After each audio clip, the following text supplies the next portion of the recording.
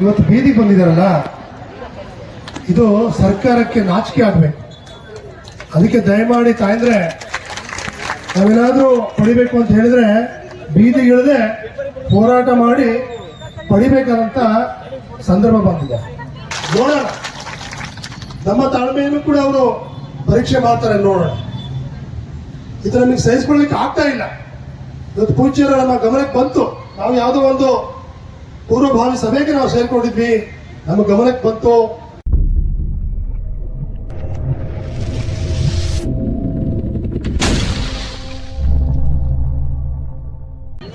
ಬೇಕೇ ಬೇಕು, ಬೇಕೇ ಬೇಕು.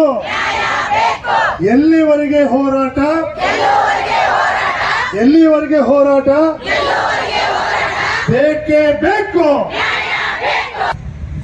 ಎಲ್ಲ ಈ ಒಂದು ಫ್ರೀಡಂ ಪಾರ್ಕ್ ನಲ್ಲಿ ಬಂದಿರತಕ್ಕಂತ ಎಲ್ಲ ನಮ್ಮ ತಾಯಂದ್ರು ನಿಜವಾಗಿಯೂ ನಿಮ್ಮನ್ನ ನೋಡಿದ್ರೆ ನಿಮ್ಮನ್ನ ಕೆಳಗೆ ಕೂರಿಸಿ ನಾವು ಮೇಲ್ಗಡೆ ಕೂತಿರೋದು ನಮಗೆ ಹಿಂಸೆ ಆಗ್ತಾ ಇದೆ. ನಿಜವಾಗ್ಲು ಇಂಥ ಒಂದು ಸ್ಥಿತಿ ಬರಬಾರ್ದು. ಇವತ್ತು ಸರ್ಕಾರ ಸೆಷನ್ ಆರಂಭ ಆಗಿದೆ, ಅಧಿವೇಶನ. ಅವ್ರು ಏನ್ ಮಾಡ್ತಾ ಇದಾರೆ ಅಂತ ಹೇಳಿದ್ರೆ ಪ್ರಜ್ಞೆನೇ ಇಲ್ಲ ಅವ್ರಿಗೆ. ನೀವು ಬಂದಿದ್ದೀರಾ, ಹೋರಾಟಕ್ಕೆ ಬಂದಿದ್ದೀರಾ, ನ್ಯಾಯ ಕೇಳಕ್ ಬಂದಿದ್ದೀರಾ ಅಂತ ಹೇಳಿ ಅವ್ರಿಗೆ ಗೊತ್ತಿಲ್ಲ. ಅವರು ಅವರದೇ ಆಗಿರ್ತಕ್ಕಂಥ ಲೋಕದಲ್ಲಿದ್ದಾರೆ. ಹೊಡೆದಾಟ, ಬಡದಾಟಗಳು, ಗೊಂದಲಗಳಲ್ಲಿ ಸರ್ಕಾರ ಇದೆ. ಚರ್ಚೆ ನಡೀತಾ ಇದೆ ಅಧಿವೇಶನದಲ್ಲಿ. ಇಲ್ಲಿ ಯಾಕೆ ಬಂದಿದ್ದಾರೆ, ನಮ್ಮ ಹೆಣ್ಮಕ್ಳು, ನಮ್ಮ ತಾಯಂದ್ರು ಯಾಕೆ ಬಂದಿದ್ದಾರೆ ಅಂತ ಪರಿಜ್ಞಾನವೂ ಕೂಡ ಸರ್ಕಾರಕ್ಕೆ ಇದೆಯೋ ಇಲ್ಲ ಗೊತ್ತಿಲ್ಲ. ಆದ್ರೆ ನಿಮ್ಮ ಜೊತೆಯಲ್ಲಿ, ನಿಮ್ಮ ಪರವಾಗಿ ನಾವಿದ್ದೇವೆ. ಇಲ್ಲಿ ಬಂದಿರ್ತಕ್ಕಂಥ ಪರವಾಗಿ ನೋಡೋಣ, ನಮ್ಮ ತಾಳ್ಮೆಯನ್ನು ಕೂಡ ಅವರು ಪರೀಕ್ಷೆ ಮಾಡ್ತಾರೆ, ನೋಡೋಣ. ಇದು ನಮಗೆ ಸಹಿಸ್ಕೊಳ್ಳಿಕ್ಕೆ ಆಗ್ತಾ ಇಲ್ಲ. ಇವತ್ತು ಪೂಜ್ಯರ ನಮ್ಮ ಗಮನಕ್ಕೆ ಬಂತು, ನಾವು ಯಾವುದೋ ಒಂದು ಪೂರ್ವಭಾವಿ ಸಭೆಗೆ ನಾವು ಸೇರ್ಕೊಂಡಿದ್ವಿ, ನಮ್ಮ ಗಮನಕ್ಕೆ ಬಂತು. ನಮ್ಮ ರಾಜ್ಯ ರೈತ ಸಂಘಟನೆಯವರು, ನಮ್ಮ ಕನ್ನಡ ಪರ ಸಂಘಟನೆ, ನಮ್ಮ ಮಂಚೇಗೌಡರು ಎಲ್ಲರೂ ಕೂಡ ನಮ್ಮ ಗಮನಕ್ಕೆ ತಂದ್ರು. ಆ ಗಮನಕ್ಕೆ ಬಂದ ತಕ್ಷಣ ನಮಗೆ ಬಹಳ ನೋವಾಯ್ತು. ಇವನ್ಯಾರವ, ಇವನ್ಯಾರವ, ಇವನಮ್ಮವ, ಇವನಮ್ಮವ ಅಂತ ಹೇಳಿ ನಮ್ಮ ಬಸವಣ್ಣನವರು. ಯಾವ ನಾಡಲ್ಲಿದ್ದೇವೆ ನಾವು? ಬಸವಣ್ಣನ ನಾಡಲ್ಲಿದ್ದು, ಬಸವಣ್ಣನ ನಾಡಿನಲ್ಲಿದ್ದಂಥವ್ರು ನಾವು. ಇವತ್ತು ಬೀದಿಗೆ ಬಂದು ಇವತ್ತು ನಾವು ಬೇಡಬೇಕು ಅಂತ ಹೇಳಿದ್ರೆ ಏನ್ ಕೇಳ್ತಾ ಇದ್ದೀವಿ ನಾವು? ಏನ್ ಬೇಡ್ತಾ ಇದ್ದೇವೆ? ಏನ್ ಬಂಗಾರ ಬೇಡ್ತಾ ಇದ್ದೀವಾ? ಅವ್ರ ಆಸ್ತಿ ಪಾಸ್ತಿ ಕೇಳಕ್ ಬಂದಿದ್ದೀವಾ? ಅಥವಾ ನಿಮ್ಮ ಸಂಪುಟದಲ್ಲಿ ನಿಮಗೆ ಸಚಿವ ಸ್ಥಾನ ಕೊಡಿ ಅಂತ ಕೇಳಕ್ ಬಂದಿದ್ದೀವಾ?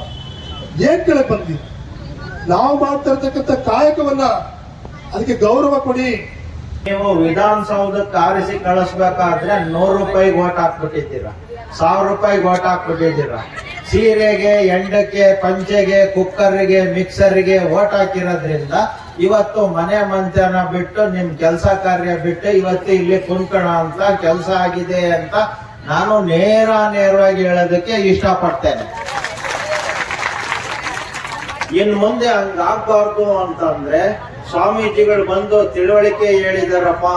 ಹಾಗಾಗಿ ನಾವು ಬಾಬಾ ಸಾಹೇಬ್ ಅಂಬೇಡ್ಕರ್ ಕೊಟ್ಟಿರ್ತಕ್ಕಂತ ಓಟನ್ನ ಮಾರಾಟ ಮಾಡ್ಕೊಳ್ಳಲ್ಲ ಅನ್ನೋಂತ ತೀರ್ಮಾನವನ್ನ ನೀವು ಇವತ್ತು ತಗೋಬೇಕು.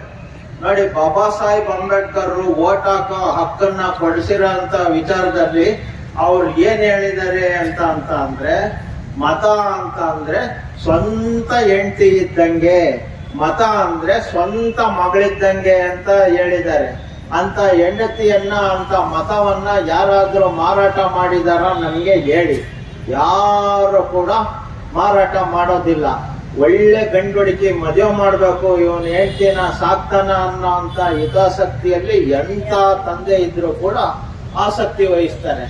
ಆದ್ರೆ ಈ ಮತ ಹೆಂಗ್ ಬಂತು, ಏನ್ ಬಂತು ಅನ್ನೋಂತ ವಿಚಾರ ನಮಗ್ ಗೊತ್ತಿಲ್ದಲ್ನೆ ಯಾರು ಏನ್ ಕೊಡಿಸ್ತಾರೆ ಅದಕ್ಕೆ ಓಟ್ ಹಾಕಿದ್ರೆ ಇವತ್ತು ಇಂಥ ಪರಿಸ್ಥಿತಿಗೆ ಬಂದಿದೆ.